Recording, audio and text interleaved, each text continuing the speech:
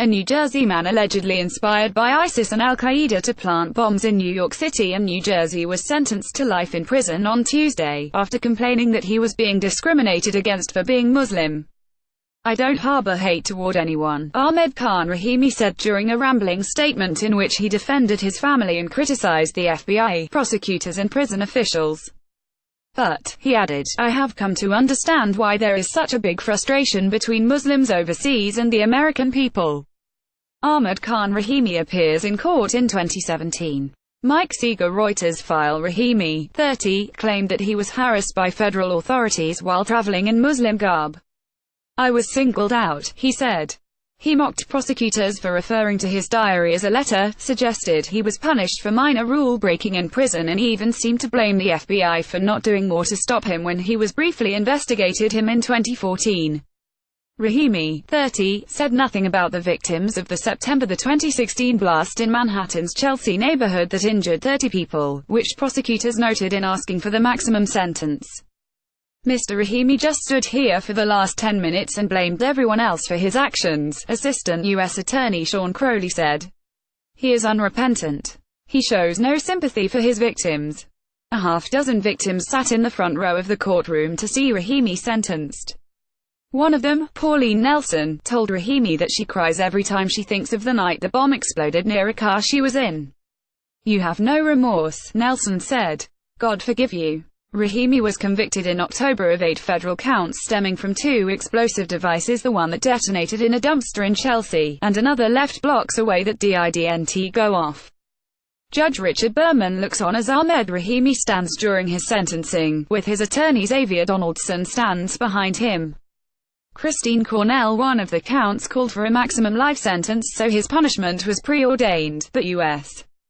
District Judge Richard Berman also gave him the maximum on the other counts for a total of 2 life sentences plus 30 years. Berman noted it was miraculous the Chelsea bomb didn't kill anyone. "It's inexplicable that anyone would do that intentionally," he said.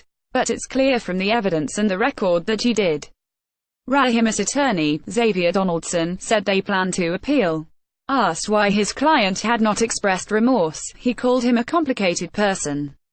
Rahimi is also accused of planting a bomb near a race route in Seaside Heights, New Jersey, that detonated before the runners passed by, and of leaving 6 bombs in backpack near the Elizabeth, New Jersey, train station.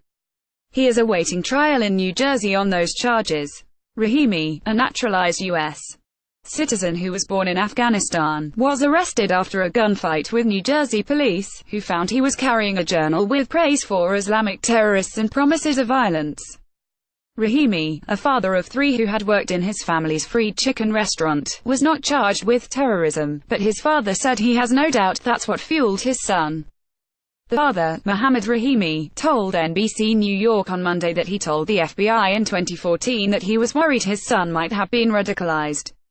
"After 2 months, they say, your son is not doing any act like a terrorist," Rahimi said. "I said, you sure he not doing anything?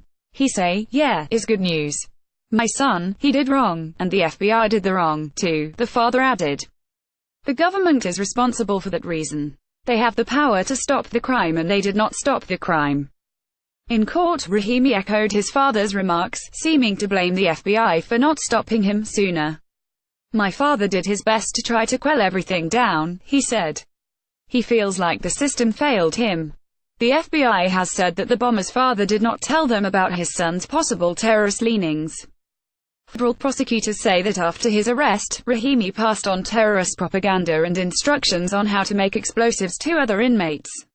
Rahimi railed at that accusation in court, saying one of the inmates had been groomed by the FBI in a sting operation and was radicalized long before they ever crossed paths.